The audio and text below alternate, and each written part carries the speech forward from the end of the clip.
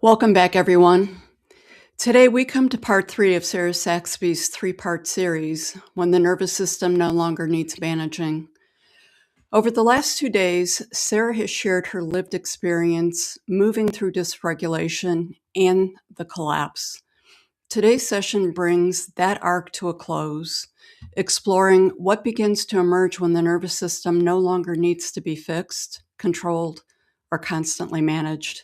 Welcome, Sarah. Hi, everyone. It's Sarah Saxby of the Soul Rehab Project, and this is day 3 of the summit, and I'm very pleased to be here and to have been a part of this. So thank you all for being here. And as I had mentioned before, my story over the last 3 days is one of evolution. I'm sharing my experience of how I arrived at a state of presence where my nervous system is regulated by default. And day 1, I spoke of my situation, bracing myself for the bottom to drop out in my life at all times. Yesterday, day 2, I spoke about actually leaving everything that caused the misalignment of my life and arriving at a state of presence. And today I would like to talk about what it's like to exist in a state of presence, how I realized this is where I'm speaking from, and what it's like to be here, what it's like to live in a state of stillness. It might not be what you think, because I know for myself, I thought that it would be some magical place where nothing ever happens and it's wonderful and there's no stress, and that's not true. But I will tell you that no matter what goes on internally, it's still. And I'm going to explain that. So one of the things that happened, well, for starters, I realized that once I calibrated and I faced all of my lies and my betrayal, and I sat in that void for long enough, and the script, the prison, the illusion, whatever you want to call it, wouldn't take me back, no matter how hard I tried. So I sat in that void. I sat in that fire rather than be able to grip on to something like I always have in the past for security. I sat there and I calibrated, and I came out the other side very still internally, but you don't automatically know. It's kind of like somebody blindfolded you, spun you around, drove you somewhere, and kicked you out of the car, and you had to figure out where you were. That's how I felt. But one thing that I noticed is that I no longer reached for outside guidance because it didn't feel like it was doing anything. It didn't feel like it mattered. So I had a spiritual teacher my entire life, and nothing she said felt like it made any sense. And I no longer felt like I needed to meditate because I already felt like the state you try to reach during meditation I was living in. That's how it felt. I stopped praying. And I was like, wow, that's weird. But I stopped praying because, and I always loved talking to like guides, spirits and things, but I was like, they're all here. Everything is here right now. Who am I talking to? They're here. It's all here. It exists right now. And another thing that happened was I had a friend tell me that she went on vacation, just her and her 17-year-old son, for a week. And I was like, this is how I figure this out. And so when she was telling me, I said, well, what did you guys do all day? And she said, well, I don't know, went to the beach and got food. And using my new math, I said, well, that's 3 hours. What did you do for the rest of the 12 hours or whatever? She was like, huh? And I said, there's time that's unaccounted for. What did you do the whole time? This was a week, 7 days. I mean, even if you rode bikes, okay, that's an hour. You went to this restaurant, that's an hour. Like, there's time unaccounted for. And I would do this to people. I did this to more than just my friend. It was like, I would ask people what they were doing their entire day because what they said they didn't add up in my head. There was too much time left. No, what did you do that whole time? And I realized nobody could answer that question. And I realized that it was two different frameworks. It was almost like I was speaking a different language. I wasn't really asking, tell me physically what you did the entire time. What I was asking was, what maintained your consciousness for the entire day? From the time you woke up to the time you went to sleep, what maintained your awareness? And the truth is, the entire time is not that you're spending, that using my friend as an example, the entire time there wasn't awareness. There was awareness maybe at the beach. There was awareness maybe riding bikes. But all the other time around that was sleeping. Your awareness isn't on. And the thing that I noticed was that my awareness was on from the moment I woke up to the moment I went to sleep. It's even on when I'm sleeping. Because that's a whole nother issue. That was a whole nother thing, trying to actually fall asleep because my awareness was on the whole time. My body doesn't know that just because it's dark and quiet, it's time to go to sleep, because it's always quiet. When you're experiencing every single minute as deep, lush, and continuous. And that's what I'm doing now. Every minute of my day, there's no gray space where my awareness goes to sleep, where it goes back to sleep. Every minute is spent, I call it deep, lush, and continuous. Every minute. And so I'm looking at people going, no.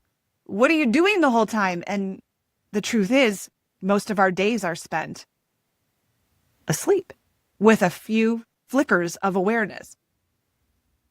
And after the work that I did, after the work I did on myself, after I faced my misalignment, and I faced being in the void, and I stayed in that void, I stayed in that fire, and I faced my fear, I came out the other side, sure, disoriented, wondering what's happening. But the one constant was that internally there's a stillness. And there wasn't anything that anyone could help me with. Because my inner knowing, my inner authority is what's guiding me now. And everything I reached for is here. It's all here with me right now. And I want to be clear that I know I'm speaking from a place of presence. And I did the work to get here. I'm now living in alignment because I'm no longer going into a job I had to, pretend I liked. I'm no longer in relationships where I have to shrink myself or pretend to be something I'm not. Because of that, I woke up in pure presence. But I do want to say that even though I'm speaking from a place of presence, I still have all the range of emotions. There's still an intensity. I'm still feeling everything. There's just no swing. There's no crash. There's no come down. Regardless of what I'm doing, I could be on a roller coaster. I could be at a beach. I could be sitting in my living room. There's a constant. It's continuous. So I can feel the excitement of being on a roller coaster. I could feel the beauty of being at a beach, and I can be in my living room. Still, it all feels the same. I still cry. I still laugh. I still enjoy things. But what's constant is the stillness and the fact that my awareness never goes to sleep. It's on all the time. I spoke recently about vacation, and I got a lot of interesting comments because it was people who are still using vacations to escape their misalignment, the life that they built that is not aligned. So vacationing is one of those things that you escape to get away from the pressure of your life, from the resistance, because typically when you're on vacation, it's I'm going to check my baggage at the door, and I'm bringing I'm just going to enjoy and not have to worry about anything for a week or whatever the time frame is. And I had said that once I reached this state of presence, one thing that I noticed was that it didn't matter where I was physically. And I'm sitting here looking at snow right now. And if somebody said to me, well, I'll give you an option for free. You can go work on a beach somewhere, or you can stay here in the snow. And I realized for the first time in my life, it wouldn't matter.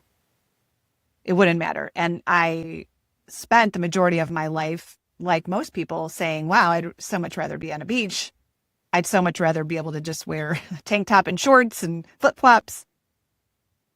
But now it doesn't matter. I wouldn't feel any different whether I was on a beach or in the snow, whether it was raining. It doesn't matter.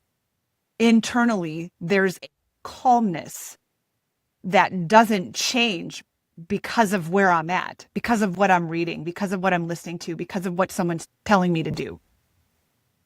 It's always still, with all the range of emotions, all the intensity. It's not that there's no stress, there's no pressure. Nothing outside looks different. I don't look different. It's internal. Everything is already here with me right now. So it makes no sense to change my location. If I do want to go see something, it'll be because I really want to go experience something. Maybe I'll go visit some beautiful location and see how I feel when I'm there. It'll be exciting. Like what does presence feel like in other locations? But it will be because I feel like doing it right now. It's not going to be because I feel like it's going to make me feel better. It's not going to. It doesn't matter. I came to a place where I realized that I was living a life of misalignment. My nervous system was doing exactly what it was supposed to do. It was telling me your life is not aligned. And regardless of the things that I did to try to come back into alignment, I was still living the same exact life. My life looked exactly the same. And I realized that until I uprooted those things that were causing the misalignment in the first place, I was going to be on an endless path of decorating the walls of my prison. So whatever it was inside of me that said, you're no longer going to abandon yourself, you need to be true to who you are. And I realized what I have done to myself over the years and how I betrayed myself and how I abandoned myself and how I lied and shrunk myself to fit into places I should have never been. It was all by design. It was all perfect. But it wasn't until I faced those things and started living a life that was more aligned with who I am, who I truly am. And I'm not going to say it was easy, but everybody's different. My experience doesn't mean that that's going to be your experience. The difficulty, the crying in a fetal position, the begging, the screaming, the tears. I mean, to get me to where I am, I wouldn't trade a thing. And now I'm living in a place where it's not structured. It's very open. I feel every day. I feel, what do I want to do today? What do I want to speak on? Maybe it's nothing. But I no longer live with a a secure floor. It doesn't exist anymore. And I'm still here and I'm still okay. I feel everything, but at the core, it's solid, it's still, it's continuous, and it's lush. It's deep. And I feel every minute. But that's because I can look in the mirror and say, I'm no longer betraying myself. I'm no longer shrinking. So again, I really, really appreciate the summit. I appreciate being a part of it and amongst so many people who are truly dedicating their lives to helping people. And I hope my story helps. It helps orient you, helps give you some sort of direction or orientation. And I appreciate being here. So thanks, everyone. Wow. That was really powerful.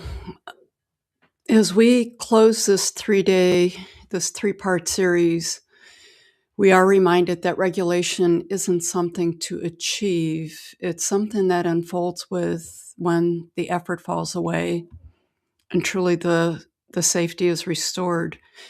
Sarah, honestly, thank you so much for your honesty, your courage, and willingness to share this journey so openly, including the parts that are rarely spoken. To learn more about Sarah, you can go to her website, Strategies for Happiness, or you can follow her on our podcast, The Soul Rehab Project. Thanks again, Sarah.